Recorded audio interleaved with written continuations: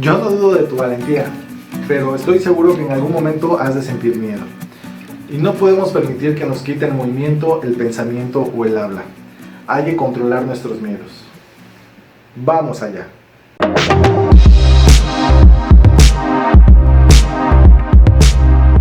Tener miedo es inevitable. Y es que cuando el momento llega, puros pensamientos negativos atraviesan nuestra cabeza. Bloqueamos nuestra mente y dejamos de ser nosotros mismos. Puros pensamientos negativos. Y pensamos, ¿cuándo será el momento adecuado para poder dar ese salto, superar nuestros miedos? Pero esperar el momento adecuado es lo peor que podemos hacer. Nunca va a llegar. Tenemos que afrontar aquello que nos da pavor, aquello que nos causa miedo, aquello que nos bloquea como personas. Afrontar aquello que nos da pánico o pavor es complicado, pero nos va a hacer crecer como personas. El pensar en aquella situación que me causa pavor, lo único que genera es desconfianza y desmotivación. Y debo de tener las agallas para poder afrontarlo.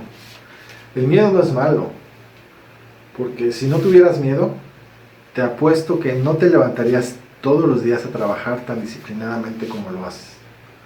Lo haces porque tienes miedo a fracasar, porque tienes que encontrar una estabilidad y un sustento. ¿Ves? Ese miedo te empuja.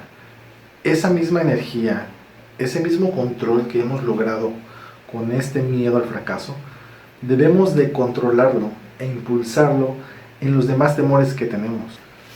Está comprobado que el miedo es un mecanismo de defensa para el ser humano, un mecanismo de supervivencia. Y cuando el cerebro identifica esa amenaza, tenemos dos opciones: o salimos huyendo de él, o nos defendemos. Y el miedo puede ser creado o imitado. Si tú a un niño le dices que no meta la mano al fuego porque se va a quemar, el niño no lo va a hacer sin saberlo. Pero el niño inconscientemente ya está creando, imitando el miedo al que tú lo estás exponiendo. La próxima vez que vea fuego el niño, ya va a tener un miedo inculcado. A pesar de que no ha experimentado el dolor, él sabe que si mete la mano o se acerca demasiado, se va a quemar.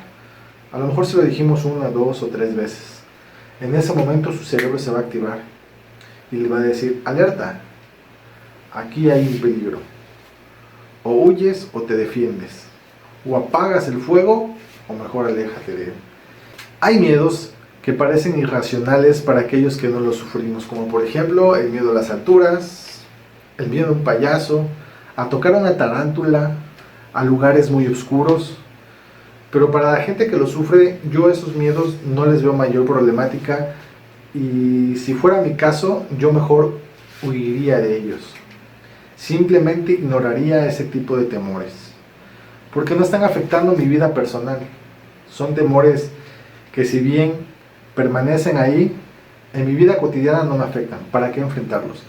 En cambio, si tengo miedos que están afectando mi vida cotidiana, mi vida personal, esos temores los tendré que enfrentar. No podré ni quiero huir de ellos. Y es que esos miedos que me hacen menos como persona, que no me dejan ser yo mismo, bloquean mi pensamiento, me quitan mi habilidad y bloquean mi forma de ser.